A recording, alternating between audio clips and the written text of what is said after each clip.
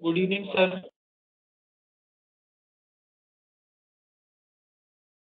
Good evening बच्चों। Good evening sir. Good evening. Good evening sir. Good evening बेटा। बेटा आप न्यू ज्वाइनिंग हो? समृद्ध अरोड़ा। Yes sir. आज फर्स्ट क्लास है बेटा आपकी? Yes sir. चलिए ठीक है बेटा। सर मैं TR03 का हूँ। अच्छा, TR03 से ऑफलाइन से ऑनलाइन में शिफ्ट हुए हो? Yes sir. चलिए, तो वहां पे कौन सा चैप्टर चल रहा था आपका? सर उसमें बस ग्रेविटेशन स्टार्ट होने वाला है। अच्छा, ग्रेविटेशन स्टार्ट होने वाला है। ठीक है बेटा, यहाँ पे यस। हम ऑलमोस्ट मिड में आ चुके हैं ग्रेविटेशन चैप्टर के। ठीक है ना? तो ओके। जो एक पोर्शन छूटा हुआ है आपके, अगर वहां पे आपने स्टार्ट कर लिया होगा तो लॉ ऑफ ग्रेविटेशन पढ़ लिया होगा आई थिंक। सर अभी उसका 7 चैप्टर का वो लेक्चर आज खत्म हुआ है, तो अब ग्रेविटेशन होगा। चलिए ठीक है बेटा, थोड़ा सा एक काम करना आप, या तो नोट्स वगैरह ले लेना किसी से, है ना? यस। ओके। या फिर रिवाइज कर लेना आप फ्री टाइम में। इंस्टीट्यूट तो आते ही नहीं होंगे अब आप। नहीं सर, मैं अभी कुछ दिनों के लिए जो है ऑनलाइन हूँ, अभी वापस आऊंगा तो फिर ऑफलाइन ही चला जाऊंगा। चलिए ठीक है बेटा, ठीक है। तो स्टार्ट करते हैं बच्चों आज की क्लास। पिछली क्लास में हमने एक टॉपिक ग्रेविटेशनल फील्ड के बारे में पढ़ा था। ग्रेविटेशनल फील्ड क्या था? Basically it is a region around mass in which it's gravitational effect can be produce और एक्सपीरियंस्ड। ठीक है, तो बेसिकली किसी भी मास के अराउंड एक रीजन क्रिएट होता है जिसको हम ग्रेविटेशनल फील्ड कहते हैं, जिसमें ग्रेविटेशनल इफेक्ट्स को प्रोड्यूस और एक्सपीरियंस किया जा सकता है।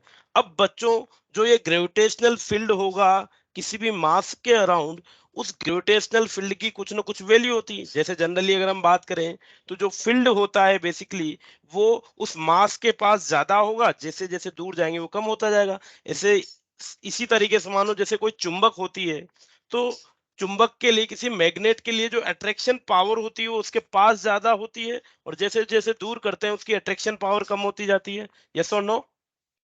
Yes sir. यस। तो कहीं ना कहीं डिस्टेंस के साथ जो उस चुंबक की पावर है या इस मास का ग्रेविटेशनल फील्ड है वो वीक होता जाता है। और इसको हमने फॉर्मूले में ऑब्टेन किया कुछ इस तरीके से। मान लीजिए ये कोई पॉइंट P है जो इस कैपिटल M मास से R डिस्टेंस पे है। पॉइंट P कैपिटल मास M से R डिस्टेंस पे है। पॉइंट P पे जो ग्रेविटेशनल फील्ड की वैल्यू होगी ये क्या होगी? It is a force per unit mass. तो मान लीजिए यहाँ पे पॉइंट P पे कोई स्मॉल मास M मानता हूं, तो इस पे ग्रेविटेशनल फोर्स हो जाएगा G capital M small m divided by R square. So this is the force, and the force per unit mass will be the gravitational field intensity. तो point P पे जो हमें ग्रेविटेशनल फील्ड की intensity मिली वो basically GM upon R square के बराबर हमें मिलने वाली है। ओके बच्चों? Yes sir. यस। चलिए, तो अब हमने क्या किया? हमने यहाँ पे दो केस लिए। पहला एक सॉलिड स्फीयर, दूसरा एक होलो स्फीयर। बच्चों, सॉलिड स्फीयर के लिए हमने कोई पॉइंट P जो इसके स्फीयर के अंदर लाई कर सकता है, स्फीयर की सरफेस पे लाई कर सकता है, और स्फीयर के बाहर लाई कर सकता है, तीनों पॉइंट्स के लिए ग्रेविटेशनल फील्ड इंटेंसिटी हमने निकाली। यस और नो? Yes sir. यस। तो उसके लिए अगर हम बात करें तो इनसाइड जो है ग्रेविटेशनल फील्ड की इंटेंसिटी ये डायरेक्टली प्रोपोर्शनल होती है आर के, इट स्मॉल आर के। तो जैसे जैसे मैं सेंटर से अंदर बाहर की तरफ बढ़ूंगा ग्रेविटेशनल फील्ड इंटेंसिटी बढ़ती जाएगी। सरफेस पे ये वैल्यू मैक्सिमम हो जाएगी, और फर्दर जैसे ही मैं सरफेस के बाहर जाऊंगा इसकी इंटेंसिटी अगेन डिक्रीज होती जाएगी। और उसके लिए हमने ग्राफ ऑब्टेन किया कुछ इस तरीके से। फर्दर हमने बात की होलो स्फीयर के लिए। होलो स्फीयर जिसका सारा का सारा मास कहाँ होगा? बेसिकली उसके इस पोर्शन पे होता है सारा का सारा मास, अंदर तो कोई मास होता ही नहीं है। इस टाइप के मटेरियल के लिए जब हमने इंटेंसिटी निकाली तो होलो स्फीयर के अंदर इंटेंसिटी कितनी मिली बच्चों? जीरो। जीरो। होलो स्फीयर के अंदर इंटेंसिटी जीरो होती है। फर्दर सरफेस पे और आउटसाइड पॉइंट के लिए बात करें तो ये सॉलिड स्फीयर की तरह ही बिहेव किया, तो सरफेस पे होगी minus G M upon R square और आउटसाइड पॉइंट के लिए minus G M upon small R square के बराबर होगी। और इनके भी ग्राफ हमने ड्रॉ कर लिए। तो ग्रेविटेशनल फील्ड इंटेंसिटी के लिए हमने एक सॉलिड स्फीयर और एक होलो स्फीयर के लिए ग्राफ ड्रॉ किए। तीनों पॉइंट इनसाइड, सरफेस और आउटसाइड के लिए वैल्यूज फाइंड आउट की। ठीक है बच्चों, किसके लिए? ग्रेविटेशनल फील्ड के लिए। अब क्या होता है बच्चों, यहाँ पे हम नई टर्म पढ़ेंगे। देखो, एक फील्ड जो है, किसी भी मास के अराउंड ग्रेविटेशनल फील्ड जो क्रिएट हो रहा है, उसकी वजह से एक ग्रेविटेशनल पोटेंशियल भी यहाँ पे हमें मिलेगा। तो नेक्स्ट टॉपिक जो है हमारा, it is gravitational potential.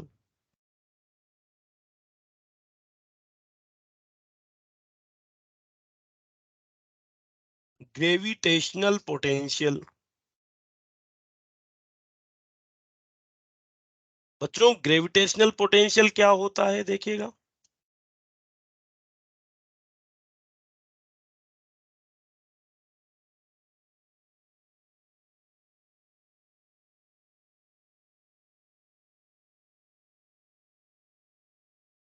The gravitational potential at a point in gravitational field of a body is defined as the amount of work done by external agent in bringing a body of unit mass from infinity to a dead point slowly without any change in its kinetic energy. देखिए क्या बोल रहा है, मान लीजिए कि ये एक मास है हमारे पास कैपिटल एम, इसका यहाँ पे क्या होगा, कैपिटल एम मास का कोई ना कोई ग्रेविटेशनल फील्ड होगा बच्चों इसके around.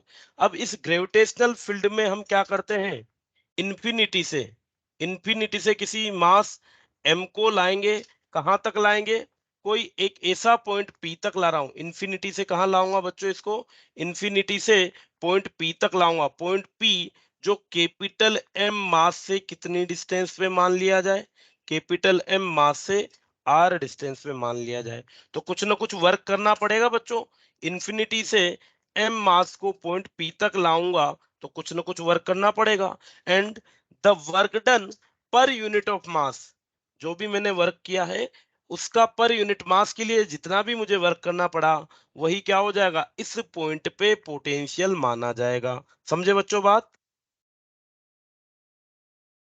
work done per unit mass in bringing that point from infinity to point P is called the gravitational potential at point P। ठीक है, समझ में आई बात?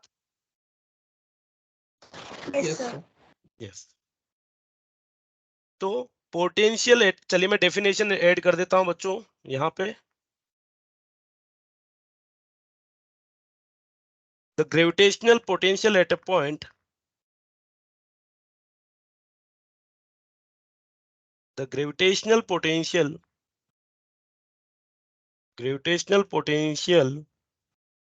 at a point, in the gravitational field, in the gravitational field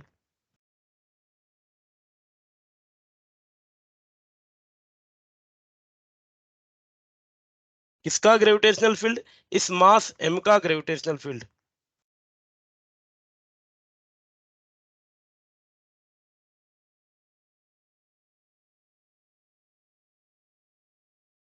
तो क्या हो जाएगा, the gravitational potential at a point in the gravitational field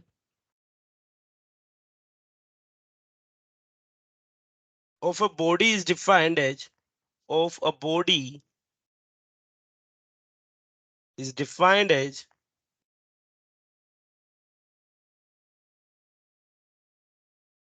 the amount of work done, defined as the amount of work done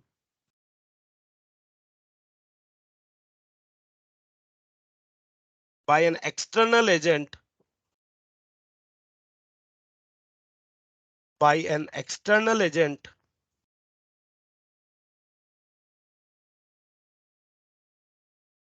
amount of work done by an external agent in bringing a body, in bringing a body bringing a body of unit mass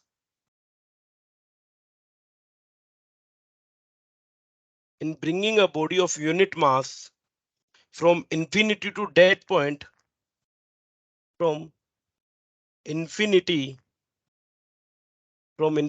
to dead point slowly.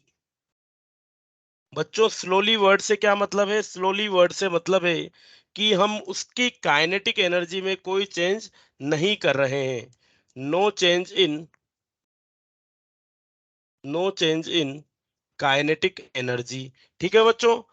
अब देखो, हम इस mass m को infinity से point P तक ला रहे हैं. Point P जो इस कैपिटल M मास से r डिस्टेंस पे है, तो ये क्या हो जाएगा? Work done per unit of mass. So the potential eight point P will be equals to work done in bringing the particle in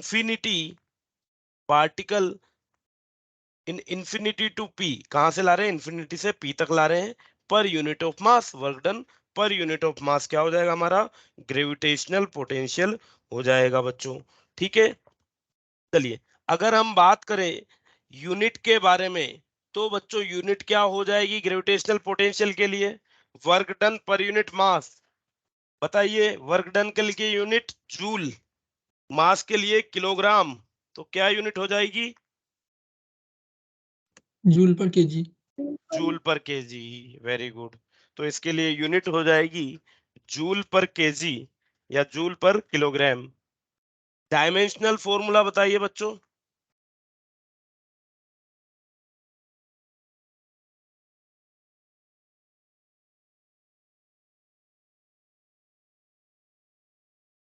हाँ जी, L dimensional square T minus two. L square T minus two. T-2. Very good. हाँ बच्चों, सबके यही आ रहा है. M0 L2 T-2. ये हो जाएगा dimensional formula for gravitational potential. चलिए, तो ग्रेविटेशनल पोटेंशियल हमने बात कर ली कि work done per unit of मास होता है. वर्क डन हम पिछले चैप्टर में निकालना सीखे थे. क्या होता है? It is force into displacement. Yes और नो? Yes sir. यस. चलिए, मान लेते हैं बच्चों कि पार्टिकल, देखो अब पार्टिकल जब इंफिनिटी से पॉइंट P तक आएगा तो हमें फोर्स की जरूरत पड़ेगी और डिस्प्लेसमेंट की जरूरत पड़ेगी. सिंस यहाँ पे इंफिनिटी से पॉइंट P तक आने में कंटिन्यूअसली फोर्स भी चेंज हो रहा है. यस और नो? फोर्स कांस्टेंट तो है नहीं. मान लेते हैं हम यहाँ पे ये इस मास कैपिटल M से x डिस्टेंस पे कोई पॉइंट मान लेता हूं. यहाँ पे फोर्स कितना हो जाएगा बच्चों? क्या इस पोजीशन, जो इसे इंटरमीडिएट सी पोजीशन ले ली x डिस्टेंस पे, क्या यहाँ पे ग्रेविटेशनल फोर्स की वैल्यू बच्चों G capital M small m upon x square के बराबर हो जाएगी? यस और नो? Yes sir. यस, ये हो जाएगी. अब इस पे ग्रेविटेशनल फोर्स लग रहा है इधर की तरफ.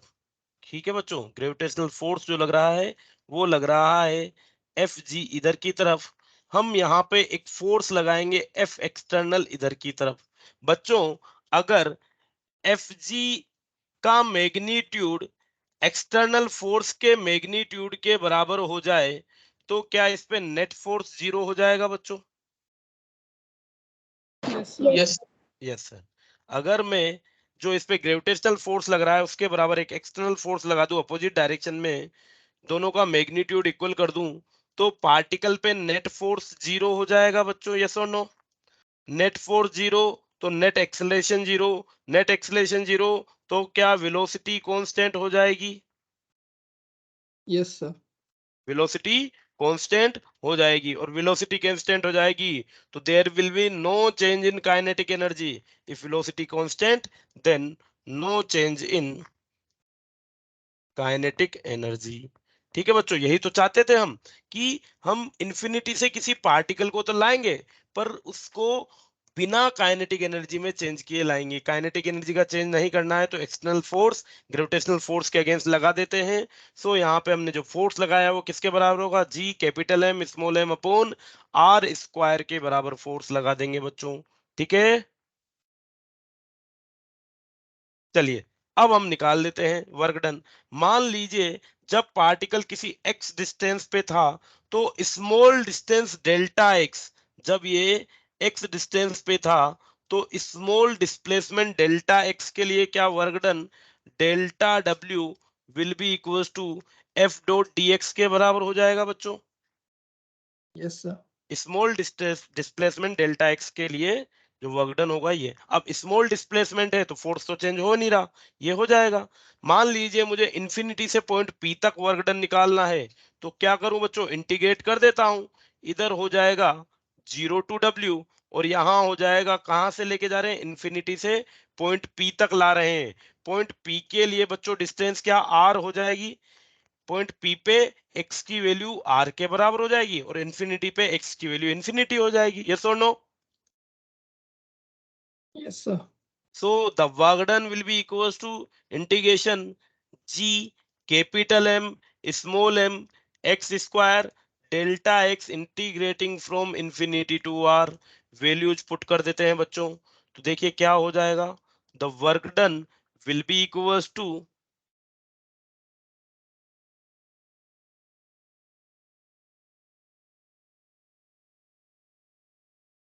चलिए क्या हो जाएगा, कांस्टेंट टर्म्स को बाहर निकाल लेते हैं, G capital M small M 1/x², 1/x² का इंटीग्रेशन हम करेंगे बच्चों। बताइए बच्चों क्या हो जाएगा 1/x² का integration, 1 by -3x cube. 1/-3x³। नहीं बेटा, बहुत गलत जवाब। चलिए x की पावर क्या है बच्चों, ये x की पावर -2 है तो it will be x Sorry, sir, raise to -1. Power -2 +1 divided by -2 +1, यही होता है बेटा। x raise Yes, to sir. Power n के लिए जब हम इंटीग्रेशन करते हैं तो it will be x raise to power n+1 whole divided by n+1 के बराबर होता है। So it will be 0 to sorry infinity to r। चलिए सो ये हमें मिल जाएगा g capital M small m -1/r के बराबर हो जाएगा बच्चों। यस और नो? Infinity to r। चलिए हम क्या करते हैं बच्चों, माइनस साइन हटाने को लिमिट इंटरचेंज कर लेते हैं तो ये हो जाएगा G M M note 1/r r to infinity. Yes और नो बच्चों? तो the work done will be equals to G capital M तो इधर स्मॉल x m होना चाहिए ना? x। यस यस यस, ठीक है बेटा।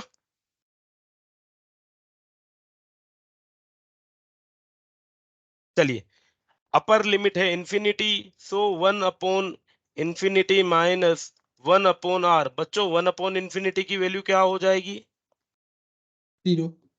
0।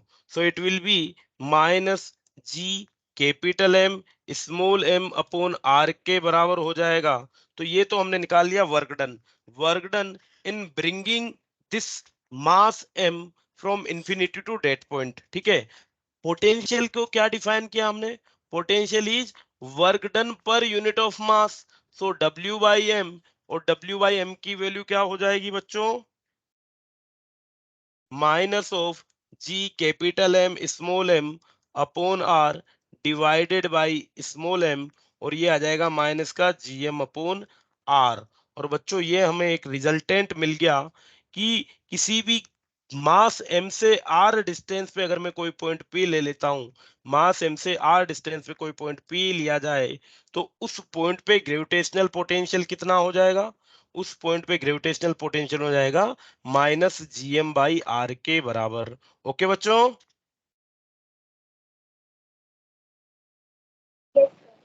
Yes, yes -GM/r will be the gravitational potential at that point. चलिए बताइएगा,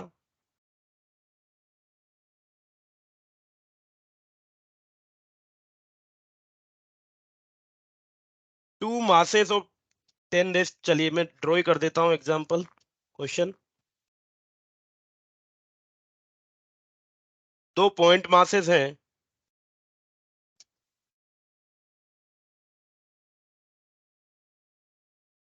दो पॉइंट मासेस हैं बच्चों। जो ग्रेविटेशनल पोटेंशियल होता है ये एक स्केलर क्वांटिटी होती है। क्या होती है? ये एक स्केलर क्वांटिटी होती है। तो मान लीजिए किसी एरिया पे दो या तीन या उससे ज्यादा पार्टिकल है, मासेस हैं, तो उन सबकी वजह से किसी पॉइंट पे अगर मैं ग्रेविटेशनल पोटेंशियल देखूंगा तो उनका सिंपली एल्जेब्रिक सम, उनका एल्जेब्रिक सम क्या दे देगा मुझे? पोटेंशियल एट दैट पॉइंट दे देगा। ओके बच्चों,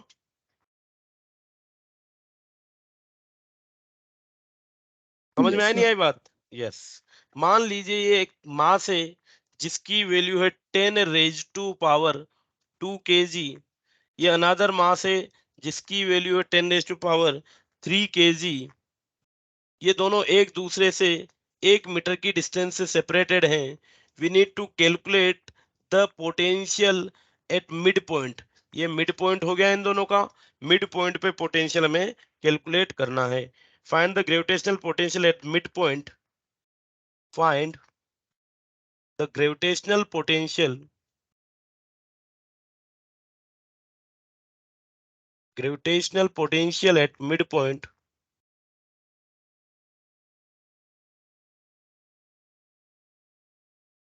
mid point of the line joining them, of the line joining them। चलिए बच्चों देख लेते हैं। अगर हम बात करें पहले फॉर मास 10⁻²2 kg, इसकी वजह से पोटेंशियल V1 हो जाएगा, इसकी वजह से पोटेंशियल V2 हो जाएगा।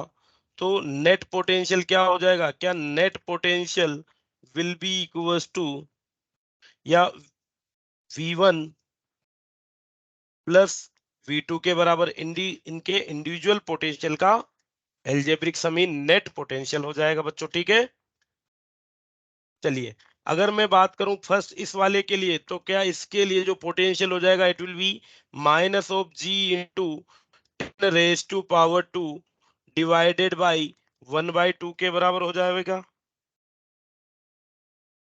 फर्दर V2 के लिए बात करें तो -(G)(10⁻³ डिवाइडेड बाई 1/2 के बराबर। यस और नो बच्चों? बोलो भाई। Yes, sir. यस। चलिए तो क्या चीज कॉमन ली जा सकती है यहां से? -2G(10⁻²2) को कॉमन ले लिया जाए तो ये हो जाएगा 1 और ये हो जाएगा 10।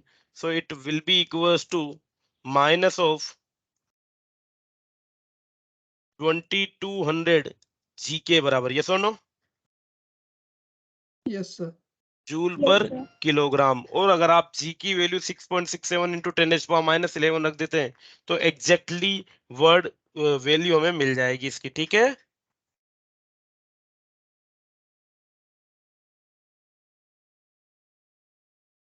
चलिए नेक्स्ट क्वेश्चन देखिए बच्चों। Two bodies of mass m and 4m are placed at a distance r। चलिए ये m, ये 4m एक दूसरे से r डिस्टेंस पे प्लेस्ड है।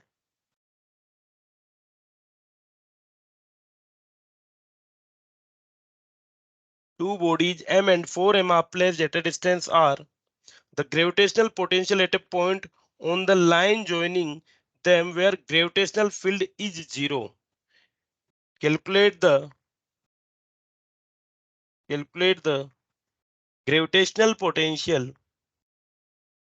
Calculate the gravitational potential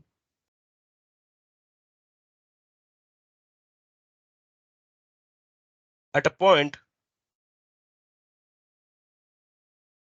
where gravitational field is zero. Where gravitational field is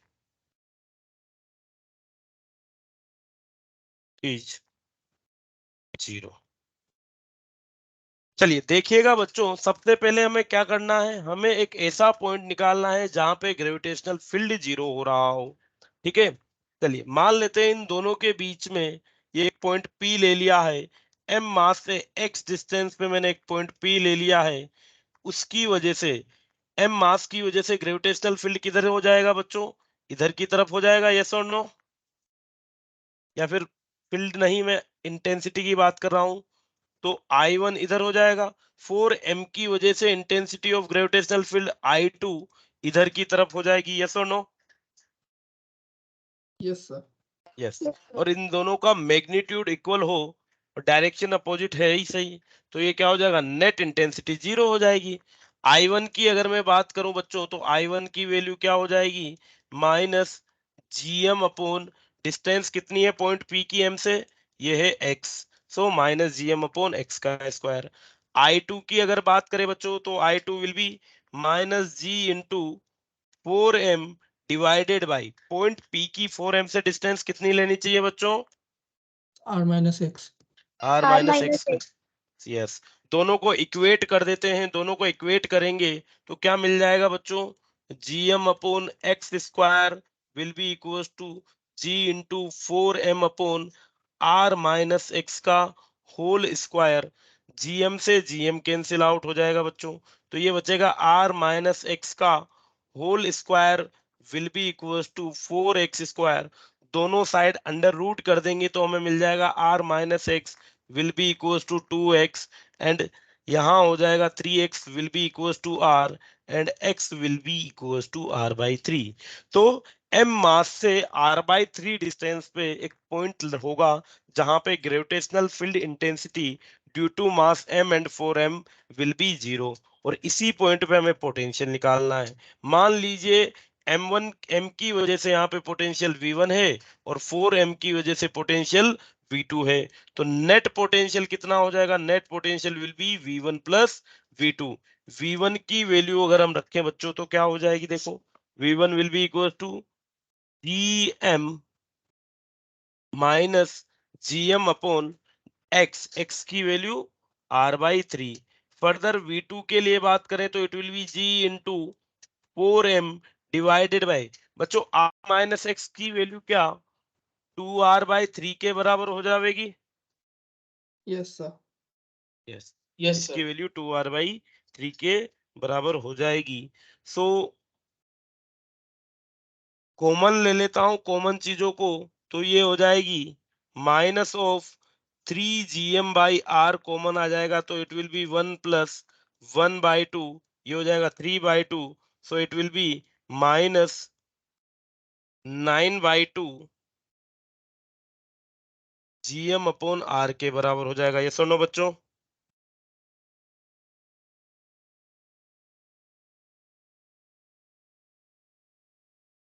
अरे ये 4 तो भूल ही गए, तो ये 2 से 2 कैंसिल आउट हो जाएगा, तो ये हो जाएगा 3 कॉमन आ जाएगा तो प्लस 2, ये हो जाएगा माइनस का 9gm बाई आर के बराबर। ये सुनो बच्चों, yes sir. Potential at a yes. Point where gravitational field intensity is 0, potential is minus 9gm by R. Okay बच्चों, यस। चलिए अब अगर हम बात करें बच्चों कि कोई भी पॉइंट मास के अराउंड एक ग्रेविटेशनल फील्ड होता है, उस ग्रेविटेशनल फील्ड की कुछ ना कुछ इंटेंसिटी होती है, उस ग्रेविटेशनल फील्ड में हमें अलग अलग पॉइंट पे अलग अलग पोटेंशियल मिलता है। तो क्या ये ग्रेविटेशनल फील्ड इंटेंसिटी और ग्रेविटेशनल पोटेंशियल एक दूसरे से लिंक होंगे, कोई ना कोई रिलेशन रखते होंगे? यस, ये रिलेशन हो जाएगा रिलेशन बिटवीन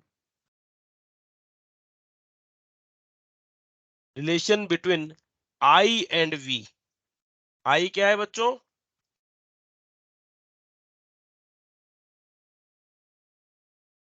बच्चों आई क्या होता है, इंटेंसिटी।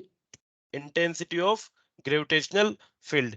तो relation between gravitational field intensity and potential is given as I equals to minus dv by dr। क्या हो जाएगा बच्चों इनके बीच में relation, it will be I equals to minus dv by dr। ठीक है बच्चों, चलिए, एक रिलेशन हमने पिछले चैप्टर में पढ़ा था, F equals to minus du/dr पढ़ा था बच्चों।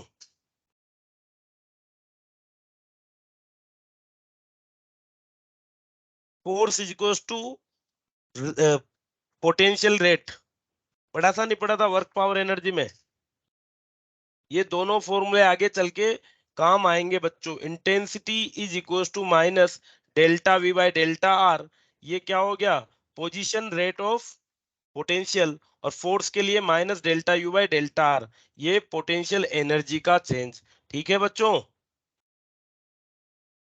ये दोनों फॉर्मूले हमारे आगे चल के काम आएंगे, फिलहाल हम लिख लेते हैं। चलिए, इसी कड़ी में हम आगे बढ़ते हैं। हमने पोटेंशियल एनर्जी या gravitational potential due to a point mass निकाल लिया, या सिस्टम ऑफ मासेस के लिए भी हम किसी पॉइंट पे ग्रेविटेशनल पोटेंशियल निकाल सकते हैं। अब अगर हम बात करें gravitational potential due to a hollow sphere और अ सॉलिड स्फीयर, जिनके लिए हम ऑलरेडी ग्रेविटेशनल फील्ड कैलकुलेट कर चुके हैं, उन्हीं मासेस के लिए अगर हम किसी पॉइंट पे ग्रेविटेशनल पोटेंशियल कैलकुलेट करेंगे तो क्या होगा? तो देखिए, gravitational potential due to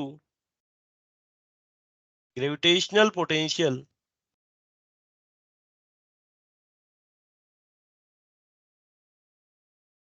gravitational potential due to a hollow sphere.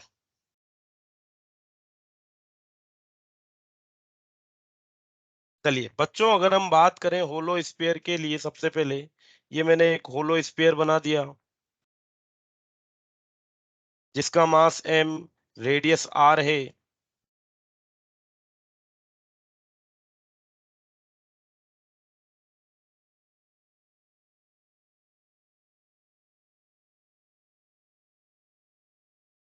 चलिए, तो ये capital R radius, mass capital M का हमने एक होलो स्फीयर बना दिया। इस होलो स्फीयर के लिए बच्चों 3 पॉइंट जो इसके बाहर outside the sphere, on the surface of sphere और इनसाइड द स्फीयर लाई करेंगे, वहां पे अगर हम बात करें तो ग्रेविटेशनल पोटेंशियल क्या हो जाएगा? देखो, फर्स्ट हम बात करें small r greater than capital R। बच्चों, ये कौन सा पॉइंट हो जाएगा? आउटसाइड पॉइंट या inside point? Outside point. Outside point, outer point. तो किसी आउटर पॉइंट के लिए पोटेंशियल की बात करेंगे तो बच्चों, आउटर पॉइंट के लिए ये जो मास है या जो होलो स्फीयर है, बेसिकली एक पॉइंट मास की तरह बिहेव कर देगा। ये एक पॉइंट मास की तरह बिहेव कर देगा। और यहाँ पे हमें पोटेंशियल क्या मिल जाएगा? इसके लिए पोटेंशियल मिल जाएगा हमें माइनस का जीएम अपॉन स्मॉल आर के बराबर। ठीक है बच्चों। चलिए, दूसरा मैं बात करता हूं at small R equals to capital R. ये कौन सा पॉइंट हो गया? Surface point. Yes sir. Surface point, surface के लिए स्मॉल आर की वैल्यू कैपिटल आर से रिप्लेस कर दो, तो सरफेस पे जो पोटेंशियल हो जाएगा वो हो जाएगा माइनस का जीएम बाई कैपिटल आर के बराबर। ओके बच्चों। चलिए, थर्ड आता है बच्चों for small R less than capital R, और ये हो जाएगा इनर पॉइंट। एक ऐसा पॉइंट जो होलो स्फीयर के अंदर लाई करता है। यहाँ पे अगर हम देखें बच्चों, होलो स्फीयर के अंदर ग्रेविटेशनल फील्ड इंटेंसिटी कितनी थी? 0 थी। Yes sir. होलो स्फीयर के लिए ग्रेविटेशनल फील्ड इंटेंसिटी 0 थी। अगर मैं यहाँ इस रिलेशन से देखूं तो I is equals to minus dv by dr होता है। सिंस इंटेंसिटी 0 होती है तो डेल्टा v क्या 0 हो जाएगा बच्चों? Yes sir. डेल्टा वी 0 हो जाएगा। इससे क्या मतलब है कि स्फीयर के अंदर पोटेंशियल का कोई चेंज नहीं होगा। स्फीयर के अंदर पोटेंशियल कांस्टेंट है। v is equal to constant, potential क्या हो जाएगा? कांस्टेंट हो जाएगा। और इस कांस्टेंट की वैल्यू क्या हो जाएगी? ये जो वैल्यू होगी बच्चों, ये सरफेस के बराबर हो जाएगी। कितनी? माइनस का GM upon R. Throughout the sphere, वो पॉइंट चाहे अंदर हो चाहे सरफेस पे हो, जो पोटेंशियल होगा, ग्रेविटेशनल पोटेंशियल, वो कांस्टेंट होगा। और किसके बराबर होगा? माइनस जीएम बाई आर के बराबर हो जाएगा। ओके बच्चों। Yes sir. यस। तो अगर आप देखो तो अंदर कांस्टेंट है, सरफेस पे कांस्टेंट है, और सरफेस के बाहर ये डिस्टेंस के इनवर्सली प्रोपोर्शनल है। तो इसके लिए अगर हम ग्राफ बनाए किस किस के बीच में, इसके लिए हम ग्राफ बनाए अगर,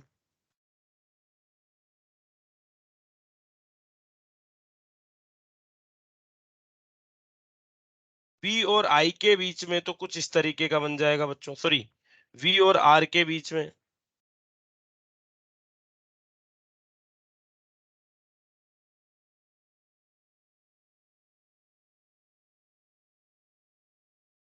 चलिए, V तो बेसिकली नेगेटिव है ही सही बच्चों। चलिए, अगर हम सेंटर से चलते हैं तो सेंटर से सरफेस तक के लिए पोटेंशियल क्या हो जाएगा, कांस्टेंट हो जाएगा।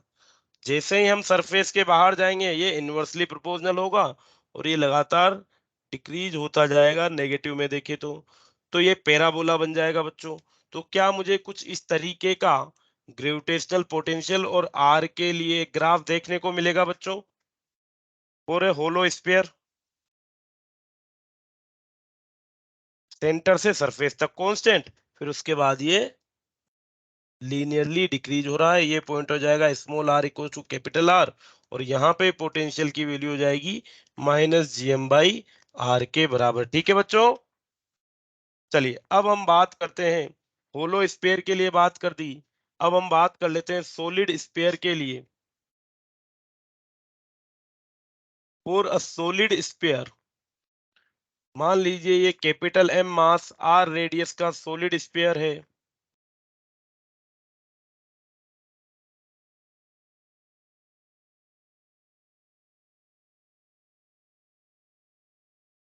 कैपिटल M मास R रेडियस का सॉलिड स्फीयर है। 3 पॉइंट लेंगे। पहला point outside the sphere, same वो की बात आउटर पॉइंट के लिए बच्चों पोटेंशियल क्या हो जाएगा, V equals to -gm/r। Outer point के लिए एक पॉइंट हम ऐसा अज्यूम कर लेंगे कि इस सॉलिड स्फीयर का जो सारा का सारा मास है वो कहाँ पे कंसंट्रेटेड है, वो इसके सेंटर पे कंसंट्रेटेड है बच्चों। ठीक है, तो ये आ जाएगा आउटर पॉइंट के लिए। फर्दर इनर पॉइंट के लिए बात करें तो small r equals to capital R, ये हो जाएगा surface point, sorry inner point नहीं, सरफेस पॉइंट के लिए बात करेंगे। सरफेस पॉइंट के लिए जो पोटेंशियल हो जाएगा it will B -gm/R। Okay बच्चों, आपने अगर ग्रेविटेशनल फील्ड इंटेंसिटी को नोटिस किया होगा तो आउटर पॉइंट और सरफेस पॉइंट के लिए डायरेक्ट gm/r², gm/R², यही वैल्यूज मिली थी दोनों केसेस में। यस और नो? Yes, sir. यस। चलिए, यहाँ पे बात आती है बच्चों किसी इनर पॉइंट के लिए। अब इनर पॉइंट पे यहाँ पे देखोगे आप, for small r less than capital R inner point, बच्चों जो इनर पॉइंट पे पोटेंशियल होगा वो हमें मिल जाएगा V will be equals to -gm/2r³। Direct याद रखना है बच्चों, -gm/2r³ multiplied by 3r² minus small r का स्क्वायर। ठीक है बच्चों, -gm/2r³, 3r² minus small r का स्क्वायर। और r क्या है बच्चों, r है स्मॉल r है सेंटर से पॉइंट की डिस्टेंस, ये स्मॉल r हो जाएगा। ठीक है, तो इस पॉइंट P जो सेंटर से स्मॉल r डिस्टेंस पे है, स्फीयर के अंदर लाई कर रहा है, यहाँ पे पोटेंशियल हमें दिया जाएगा -gm/2r³ multiplied by 3r² minus r²। Okay बच्चों, चलिए, अब अगर ये पोटेंशियल हमें मिल रहा है इनसाइड, अगर मैं बात करूं कि सेंटर के लिए, तो बच्चों सेंटर पे आर की वैल्यू क्या हो जाएगी,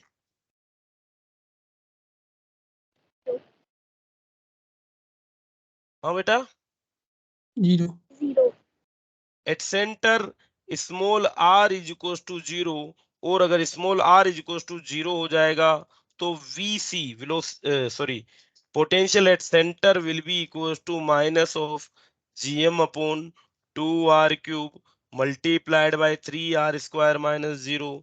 तो ये हो जाएगा माइनस का 3/2 gm/r के बराबर। ओके बच्चों, चलिए, अगर हम बात करें मैग्नीट्यूड वाइज, तो मैग्नीट्यूड वाइज पोटेंशियल की वैल्यू, ग्रेविटेशनल पोटेंशियल की वैल्यू क्या सेंटर पे सरफेस से ज्यादा है बच्चों? Yes, sir.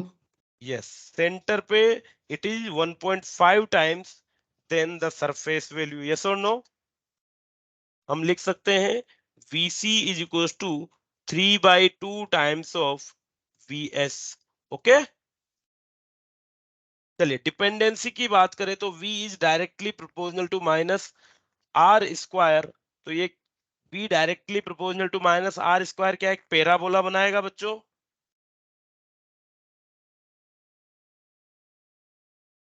इनर पॉइंट के लिए अगर हम देखें तो V directly proportional to minus का आर स्क्वायर आएगा, बाकी और चीजें तो कांस्टेंट है। तो यहाँ पे हमें एक पैराबोला मिलेगा। तो अगर हम सॉलिड स्फीयर के लिए पोटेंशियल और आर के बीच में ग्राफ बनाए तो देखो किस तरीके से मिल जाएगा बच्चों ये।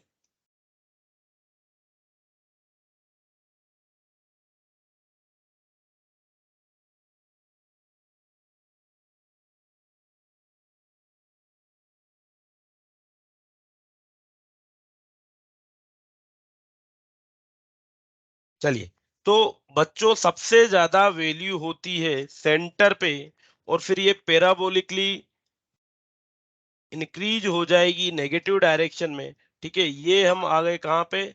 सरफेस पे। ठीक है, सरफेस पे ये वैल्यू कितनी हो जाती है? सरफेस पे वैल्यू हो जाएगी माइनस का GM/R के बराबर। तो यहाँ पे वैल्यू है माइनस का GM/R, यहाँ पे वैल्यू है माइनस का 3/2 GM/R। फिर इसके बाद अगर हम बच्चों सरफेस से फर्दर बाहर जाते हैं तो हमें क्या मिलेगा? एक हाइपरबोलिक ग्राफ मिल जाएगा, और हाइपरबोलिक ग्राफ हो जाएगा कुछ इस तरीके से। ठीक है बच्चों?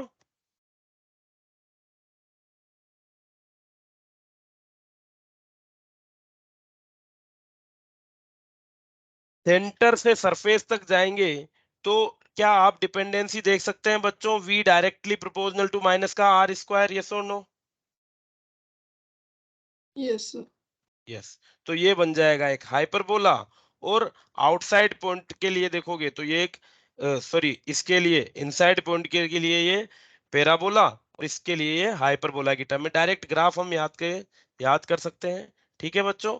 तो ये सॉलिड स्फीयर और ये होलिड स्फीयर, होलो स्फीयर के लिए हमने पोटेंशियल के लिए ग्राफ ड्रॉ कर लिए हैं। ठीक है बच्चों?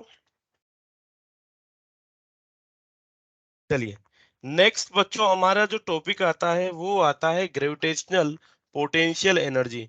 बच्चों पोटेंशियल एनर्जी के बारे में हम पिछले चैप्टर में वर्क पावर एनर्जी में भी पढ़ के आए हैं। पोटेंशियल एनर्जी क्या होती है? Energy due to configuration. Yes और no? Yes, sir. Energy due to configuration.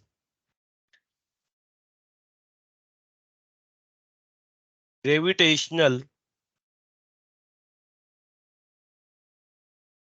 Potential energy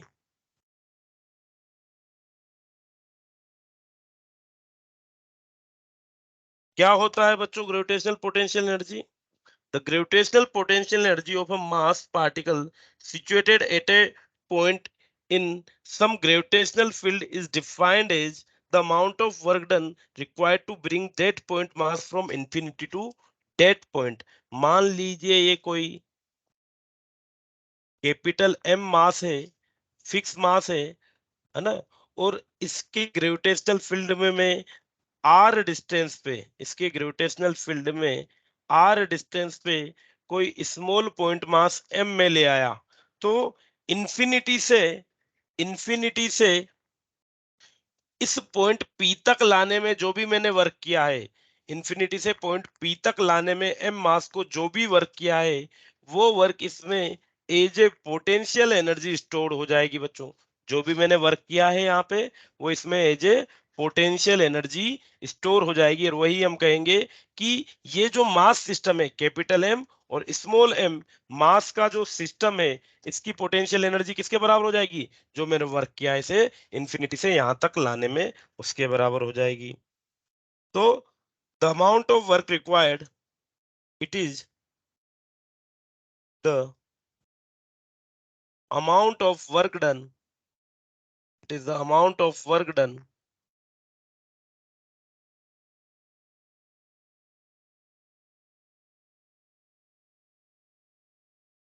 to bring that particle, to bring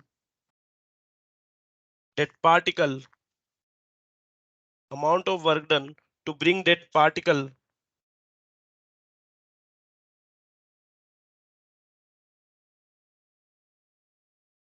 from infinity, m को इंफिनिटी से पॉइंट p तक लाने में किया गया कार्य, required to bring the particle from infinity to that point. ठीक है, स्लोली, स्लोली वर्ड और जोड़ देता हूं मैं यहाँ पे कि इंफिनिटी से यहां तक बिना काइनेटिक एनर्जी में चेंज किए लाने में जो काम किया है वही इस सिस्टम की ग्रेविटेशनल पोटेंशियल एनर्जी हो जाएगी। बच्चों वर्क डन के लिए हम ऑलरेडी ऊपर काम कर चुके हैं, यस और नो? यहां से हमने यही तो किया था, जो ये वर्क निकला था -gm/r, यही तो हमने किया था। इसको इंफिनिटी से पॉइंट p तक लाने में या इंफिनिटी से r डिस्टेंस तक लाने में कितना वर्क किया था? -gm/r किया था, यस और no? Yes, sir. Yes, it is -gm/r। चलिए, तो ये किसके बराबर हो जाएगा? बेसिकली हमने लिखा था v is equal to u/m होता है, तो यहां से लिख देते हैं वापस u equal to m into V के बराबर, जो कि हो जाएगा, इस पॉइंट के लिए बात करूं, क्या ये -g/m/r के बराबर ही वर्क किया था? देखिए ऊपर, work done is equal to minus का gm/r के बराबर किया था हमने, और यही वर्क इसमें जो पोटेंशियल एनर्जी स्टोर हो जाएगा। तो ये एक जो टू मास सिस्टम है, कैपिटल एम और स्मॉल एम, ये मास सिस्टम है, इस मास सिस्टम की जो पोटेंशियल एनर्जी हो जाएगी बच्चों, वो क्या हो जाएगी? वो -g capital M small M upon R के बराबर हो जाएगी। ओके बच्चों? Yes, sir. यस। चलिए फर्दर मान लीजिए ये दो पॉइंट मासेस हैं, point mass m1, point mass m2, ठीक है बच्चों, जो एक दूसरे से r डिस्टेंस पे हैं, इस सिस्टम के लिए ग्रेविटेशनल पोटेंशियल एनर्जी क्या हो जाएगी बताइए? वही -g/m1 m2 अपॉन r के बराबर हो जाएगी। ओके बच्चों, क्लियर है बात?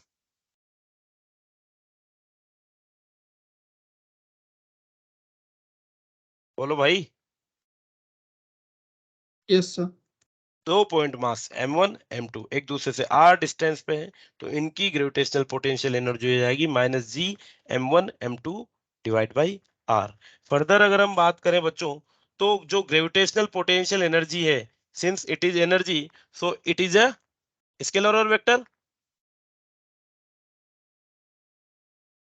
It is a scalar quantity. Unit की बात करें तो बच्चों, एनर्जी के लिए यूनिट क्या होती है? Joule. जूल। चलिए डायमेंशनल फॉर्मूला m1l2t-2,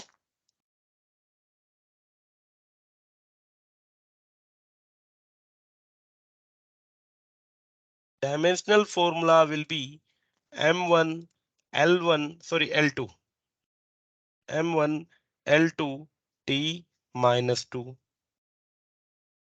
चलिए अब अगर हम बात करें बच्चों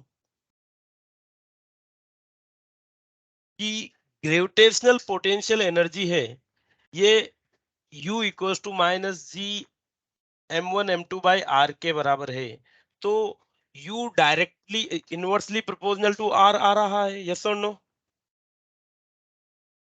Yes, sir. यस। तो u की वैल्यू जैसे जैसे r की वैल्यू बढ़ेगी, अगर हम माइनस को हटाए बच्चों, तो u directly proportional to 1/r है, u directly proportional to 1/r है, बट जैसे जैसे r की वैल्यू बढ़ेगी, नेगेटिव वर्ड लग रहा है, r की वैल्यू बढ़ेगी, तो क्या ये चीज कम होती जाएगी? अगर आर की वैल्यू बढ़ेगी, मास, दोनों मासेस के बीच की दूरी अगर इंक्रीज होती है तो इनकी पोटेंशियल एनर्जी इफेक्टिवली इंक्रीज हो रही है या डिक्रीज हो रही है बच्चों? अगर मैं Increase. दोनों, इंक्रीज हो रही है, वेरी गुड। देखो पकड़ के अगर मैं इनको दूर दूर लेके जाऊं तो इनकी पोटेंशियल एनर्जी इंक्रीज हो जाएगी। और मैक्सिमम पोटेंशियल एनर्जी कितनी हो जाएगी बच्चों? मैक्सिमम पोटेंशियल एनर्जी 0 हो जाएगी जब ये एक दूसरे से इनफाइनाइट पे हो जाएंगे। जब ये एक दूसरे से इनफाइनाइट पे हो जाएंगे तब इनकी पोटेंशियल एनर्जी मैक्सिमम हो जाएगी 0 के बराबर। सो it is a negative quantity. Gravitational potential energy, gravitational potential energy is a negative quantity. It is a negative quantity whose maximum value is zero, whose maximum value is zero. और ये maximum value कहां पे होगी बच्चों?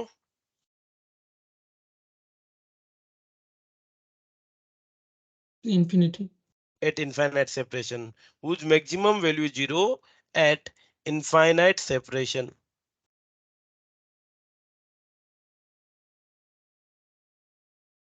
Okay बच्चों, clear है बात? चलिए, अब अगर हम बात करें बच्चों एक ऐसा सिस्टम जिसमें मोर देन 2 मास पार्टिकल हो, एक ऐसा सिस्टम जहां पे मोर देन 2 मास पार्टिकल हो सकता है 3 हो सकता है 4 हो, तो उनके लिए ग्रेविटेशनल पोटेंशियल एनर्जी क्या हो जाएगी? Gravitational potential energy of a system, gravitational potential energy of a system containing more than 2 masses, containing more than 2 masses। बच्चों अब देखिएगा यहाँ पे क्या होता है। मान लीजिए मैं एक ऐसा सिस्टम बनाता हूं जिसमें 3 पार्टिकल हैं, 3 मास पार्टिकल हैं, कुछ इस तरीके से, ठीक है। यहाँ पे मास m1 है, मास m2 है, मास m3 है। मान लीजिए बच्चों m1 और m2 के बीच की डिस्टेंस में r1 लिख देता हूं, m2 m3 की डिस्टेंस को r2 लिख देता हूं और m1 m3 की डिस्टेंस को r3 लिख देता हूं, ठीक है। तो ये जो सिस्टम बन रहा है बच्चों, तो यहाँ पे 2 मासेस पेयर, अगर मैं बात करूं कि 2 मासेस पेयर कितने बन रहे हैं, तो एक पेयर बनेगा बच्चों m1 m2 का, यस और नो। दूसरा पेयर बनेगा m2 m3 का और तीसरा पेयर बनेगा m1 m3 का, यस और नो बच्चों। Yes, sir. भाई यहाँ पे इंटरेक्शन की बात करें तो M1 का इंटरेक्शन M2 से भी है, M3 से भी है। सिमिलरली M2 का इंटरेक्शन M3 से है, M2 से है, M3 का भी 1 और 2 दोनों से है। तो अगर यहाँ पे मैं इस सिस्टम के लिए M1 M2 कॉम्बिनेशन के लिए, पेयर के लिए अगर पोटेंशियल एनर्जी U1 लिख देता हूं, इसके लिए पोटेंशियल एनर्जी U2 लिख देता हूं, इसके लिए पोटेंशियल एनर्जी U3 लिख देता हूं, तो इस सिस्टम की जो नेट पोटेंशियल एनर्जी है U, वो किसके बराबर हो जाएगी? U will be equal to U1 plus U2 plus U3 के बराबर हो जाएगी। ओके बच्चों, सिस्टम की जो नेट पोटेंशियल एनर्जी है it will B U1 plus U2 plus U3। चलिए U1 की वैल्यू बताइए बच्चों, क्या हो जाएगी U1 की वैल्यू? Minus GM1 M2 by R. Minus G M1 M2 by R1। Further U2 की value minus G M2 M3 divided by R2 and U3 will be equals to minus G M1 M3 R3 के बराबर। So the net gravitational potential energy of the system will be minus of G M1 M2 upon R1 minus G M2 M3 upon R2 minus G M1 M3 R3। Okay बच्चों, समझ में आई बात?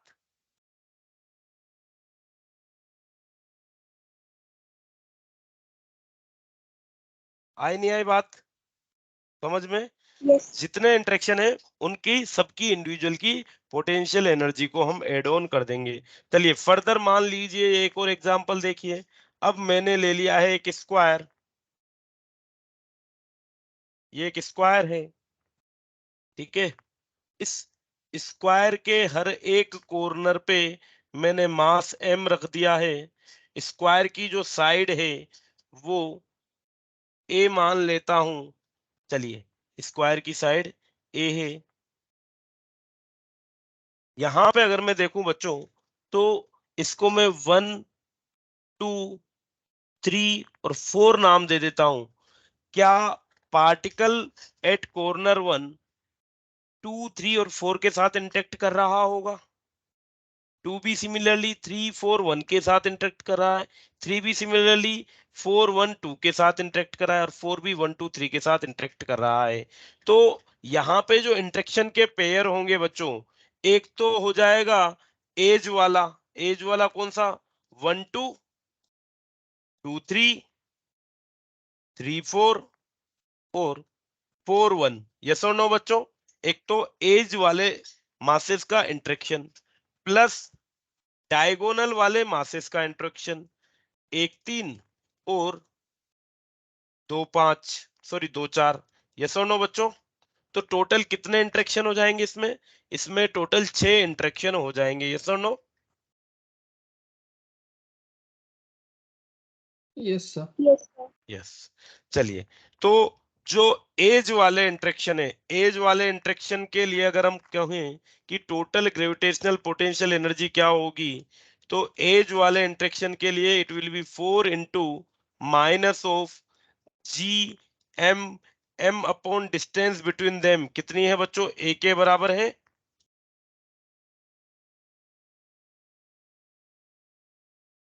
Yes और no? जो as वाले हैं masses, उनके लिए जो इंटरेक्शन एनर्जी हो जाएगी हर एक के लिए, it will be minus G M upon A के बराबर हो जाएगी। प्लस डायगोनल के कितने हैं? 2 पेयर हैं डायगोनल के, तो डायगोनल वाले पेयर के लिए इट विल बी 2 इंटू कितनी हो जाएगी बच्चों? डायगोनल वाले जो पेयर बन रहे हैं उनके लिए सेपरेशन कितना हो जाएगा? Minus gm square by a root 2. a√2। ठीक है बच्चों? तो यहां से नेट पोटेंशियल एनर्जी क्या मिल जाएगी? देखो, माइनस का 4 g m upon M square लिख दीजिए इसे, M square upon A minus का √2 g m² अपॉन ए। कॉमन चीजों को बाहर ले लेते हैं तो ये हो जाएगा माइनस का g m² अपॉन ए 4 प्लस √2। ओके बच्चों? और यही इस सिस्टम की ग्रेविटेशनल पोटेंशियल एनर्जी हो जाएगी। ओके? यस बेटा। sir. चलिए, इस तरीके से मान लीजिए बच्चों, जब 3 सिस्टम थे, सॉरी 3 पार्टिकल थे, तो कितने पेयर बने? 3 ही बने। जब 3 पार्टिकल थे इसमें ट्रायंगल में आप देखोगे 3 पार्टिकल थे, 3 पेयर बने। 4 पार्टिकल थे, कितने पेयर बने? 1 2 3 4 5 6। इसके लिए हम डायरेक्ट एक फॉर्मूला याद कर लेते हैं। मान लीजिए सिस्टम में n नंबर ऑफ पार्टिकल्स हैं, मान लीजिए सिस्टम में n नंबर ऑफ पार्टिकल्स हैं, तो नंबर ऑफ पेयर, जो number of pair capital N लिख देता हूं, ये किसके बराबर हो जाएगा? ये हो जाएगा स्मॉल n n-1/2 के बराबर। और वह स्मॉल n क्या है बच्चों? स्मॉल n हो जाएगा नंबर ऑफ पार्टिकल्स। यस और नो? Yes, sir. चलिए, तो जब 4 वैल्यू रखेंगे इसमें, तो 4 इंटू 4-1/2, तो ये हो जाएगा 4 इंटू 3/2, ये आ जाएगा 6। और यस, यहाँ पे 6 इंटरेक्शन बने हैं। मान लीजिए एक ऐसा सिस्टम है जिसमें 5 पार्टिकल हैं, एक ऐसा सिस्टम जहाँ पे 5 पार्टिकल हैं, तो कितने पेयर बनेंगे बच्चों? 10। It will B 5 into 5-1 divided by 2, सो ये हो जाएगा 10 के बराबर। ओके बच्चों? चलिए, Yes, sir. एक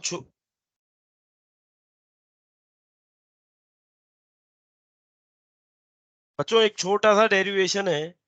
find the work done by external agent to raise a particle of mass m to height h above the earth surface without change in kinetic energy.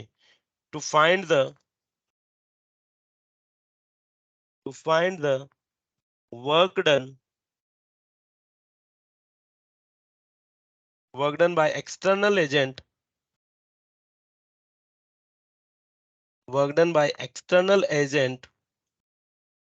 to raise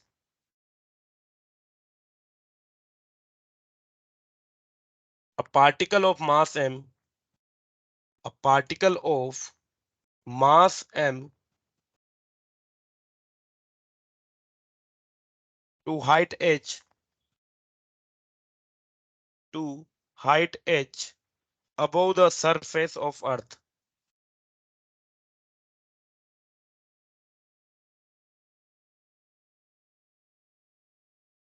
बच्चों ये derivation 5 minute लेगा, करवा दूं इसे मैं? Yes sir. Maximum 5 minute लेगा। देखिए क्या हो रहा है। अभी हमने अब जो ग्रेविटेशनल पोटेंशियल एनर्जी के बारे में सीखा उसे हम अप्लाई करेंगे अर्थ मास सिस्टम के लिए। तो अर्थ सरफेस से में एक पार्टिकल को, मान लीजिए ये अर्थ हो गई, ठीक है, जिसकी रेडियस आर, मास m है। तो एक पार्टिकल ऑफ मास m को अर्थ सरफेस से किसी h हाइट तक लेके जाऊंगा। अर्थ सरफेस से h हाइट तक मैं इसे लेके जा रहा हूं। तो सरफेस से h हाइट तक लेके जाने में कितना वर्क डन मुझे करना पड़ेगा? बच्चों अगर मैं बात करूं कि जो वर्क डन मुझे यहाँ पे करना पड़ेगा वो किसके बराबर होगा? This work done will be equals to delta U. Delta U is the change in potential energy of the system. किसके बराबर होगा work done? Change in potential energy of the system.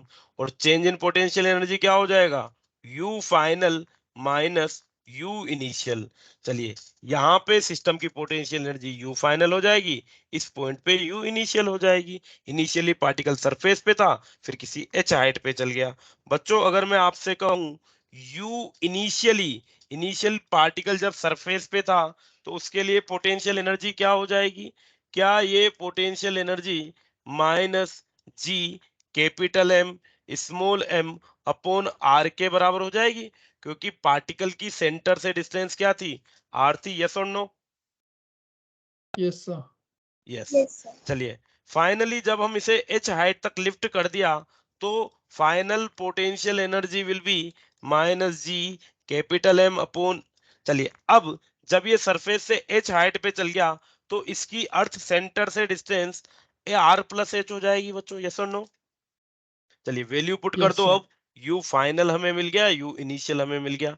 u final minus u initial will be equals to minus of G capital M small M upon R plus H minus minus of G capital M small M upon R के बराबर हो जाएगा। चलिए ये minus minus plus हो जाएगा, तो यहां से हमें मिल जाएगा delta U will be equal to G capital M small M 1/r minus 1/r plus H के बराबर। ये सुनो बच्चों, चलिए एलसीएम ले लेते हैं इसे।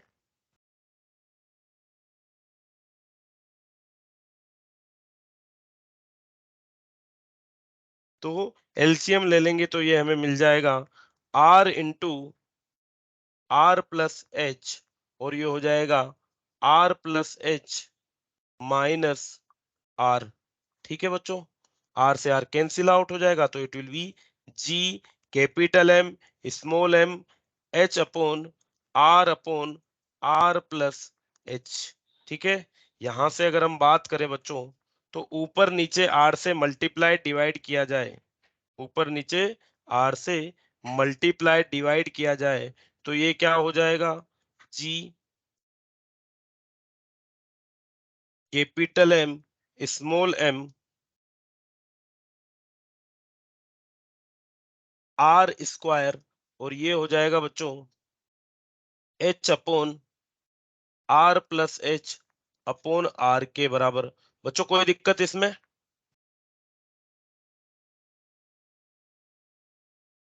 हमने लिख दिया इसको इस फॉर्म में, ये वाला r इस वाला r से मल्टीप्लाइड हो जाएगा और एक फैक्टर हमने बना लिया gm/r²। फर्दर ये जो r है इसको r प्लस h के डिवीजन में ले आया, तो यहाँ से change in potential energy delta u will तो बी एक इक्वल टू स्मॉल क्या? एम होगा। यस, एक स्मॉल m भी हो जाएगा बेटा, ठीक है। gm/r² क्या हो जाएगा कि स्मॉल g के बराबर acceleration due to gravity at the earth surface, so mgh upon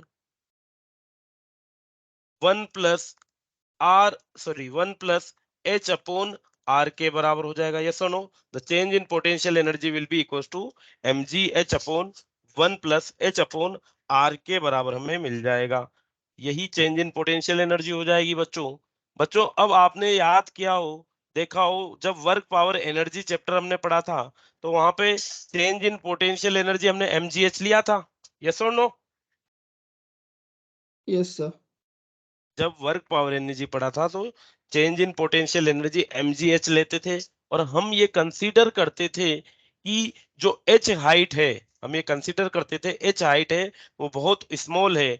h is if h is less than r, अगर h की वैल्यू r के कंपैरिजन में बहुत छोटी है बच्चों, तो ये वाला फैक्टर नेग्लेक्ट किया जा सकता है, और अगर ये वाला फैक्टर नेग्लेक्ट किया जाए h/r वाला, तो delta u will be equal to mgh के बराबर हो जाएगा।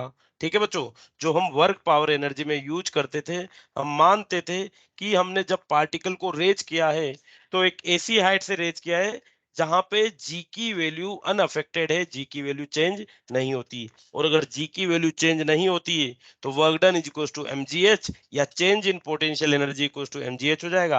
बट अगर h कंपेरेबल टू r है तो उस केस में change in potential energy will be equal to mgh upon 1 plus h upon r के बराबर माना जाएगा बच्चों। Okay, yes sir. चलिए कल कंटिन्यू करेंगे इस टॉपिक को बच्चों। Thank you. Thank you sir. Thank you, sir. Thank you बच्चों, Thank thank you, you sir. Everyone, thank you.